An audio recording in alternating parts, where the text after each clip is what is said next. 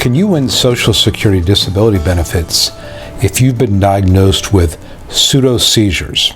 Hi, I'm Jonathan Ginsberg. I'm a Social Security disability attorney, and I periodically see cases where my clients have been diagnosed with a pseudoseizure or pseudoseizures. And what that means is that normally when one has seizure disorder, there will be abnormal brain activity either with an EEG or with an MRI.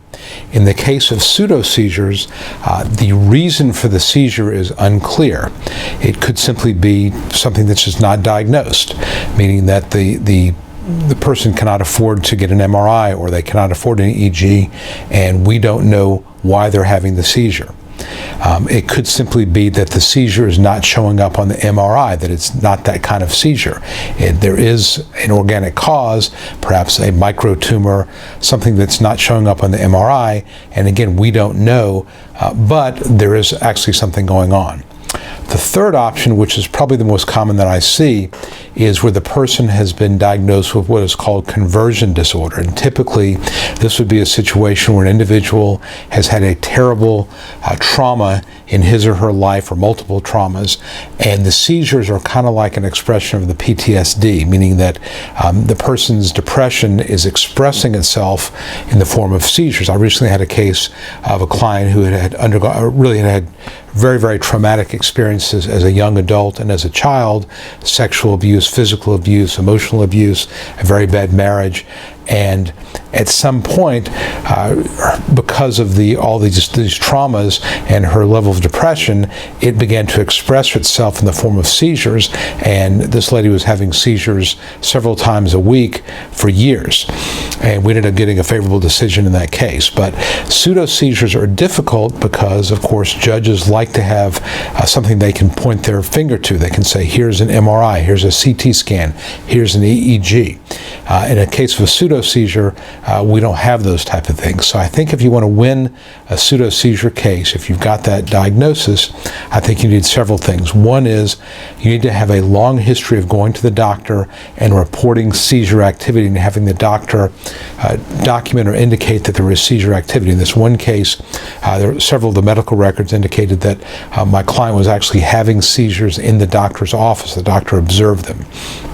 Second thing was she had a very, very long history of going to the doctor. So it wasn't like going to her family doctor a couple times a year for a year or two. This was 4 or 5 years of going to not just the family doctor, but going to neurologists, psychologists. So I think having specialists is really important in the case of pseudoseizures as well. And having a specialist to basically say, we're going to try different medications, we're going to try different techniques to get them to go away. But again, if they don't, then the doctor's diagnosis, the specialist, the neurologist or psychiatrist diagnosis would be in fact pseudoseizure, and that's something that I think you need. I think that your credibility in these cases, especially if it's a conversion disorder, really important. In my case, my client was complaining of this seizure disorder, seizure problems, but she also said early on that she was having migraine headaches. At the hearing, I asked her about the migraine headaches, and she said, well, they've given me Topamax and Imitrex, and if the headache comes on and I get the Topamax in quickly enough, or as a prophylactic, the Topamax will help it, and if I get the Imitrex in quickly enough, it will stop it. So yes, I've had migraines, and periodically I do, but if I can get the medications in, the migraines are not really a problem. And what that tells the judge is that this person is not simply complaining about all kind of medical issues that are stopping him or her from working. What my client's basically saying is that one of these medical conditions is under control by medications. The message that's sending to the judge is, if they can do something similarly with the seizure activity, then I will go back to work. So your credibility is really important. So if something has gotten better and you're claiming pseudoseizures is the main problem, tell the judge about what's gotten better. Tell the judge that you hate the idea of not being able to work and supporting yourself, that this is really frustrating to both you and to your doctor. So your credibility is really, really important. So to summarize, I think you need to have a long medical history that documents ongoing seizure activity. The seizures have to be frequent, several times a week. You need to have treatment with a specialist, neurologist, psychiatrist, if at all possible. You need to have a high degree of credibility. Your doctors need to believe you. You need to show an attitude that if you would possibly could go back to work, that you would.